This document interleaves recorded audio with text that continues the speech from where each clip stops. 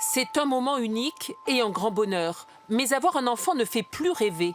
645 000 bébés seulement sont nés l'an dernier. Pour la première fois, les décès sont plus nombreux que les naissances. Cela n'était jamais arrivé depuis la fin de la Seconde Guerre mondiale. Pourtant, le nombre de femmes en âge d'avoir des enfants augmente. Mais elles hésitent à donner la vie. Sur ce marché près de Bordeaux, cette étudiante dit en parler souvent avec ses amis. Elle pense que la planète aujourd'hui, pour plein de raisons, c'est pas forcément une bonne idée d'avoir des enfants, ou alors elles veulent se concentrer plus sur le vie professionnel, sur leur passion, leur travail, plein de choses comme ça. Cette infirmière, elle, a déjà un enfant, mais hésite à en avoir un deuxième, car sa famille habite trop loin. Le plus difficile, c'est quand le papa reprend le travail et qu'on se retrouve seule, maman, avec l'enfant. Moi, personnellement, ça a été difficile.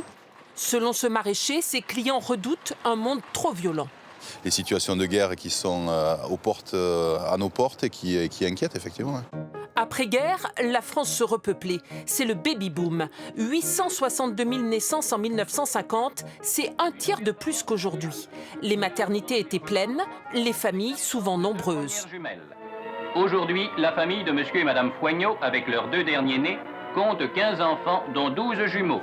Aujourd'hui, le taux de fécondité n'a jamais été aussi faible. 1 enfant et demi par femme. Il faut remonter à la fin de la Première Guerre mondiale pour trouver un taux aussi bas.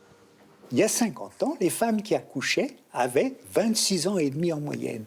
Aujourd'hui, celles qui accouchent ont plus de 31 ans. Seul point positif, on ne s'est jamais autant marié depuis 15 ans.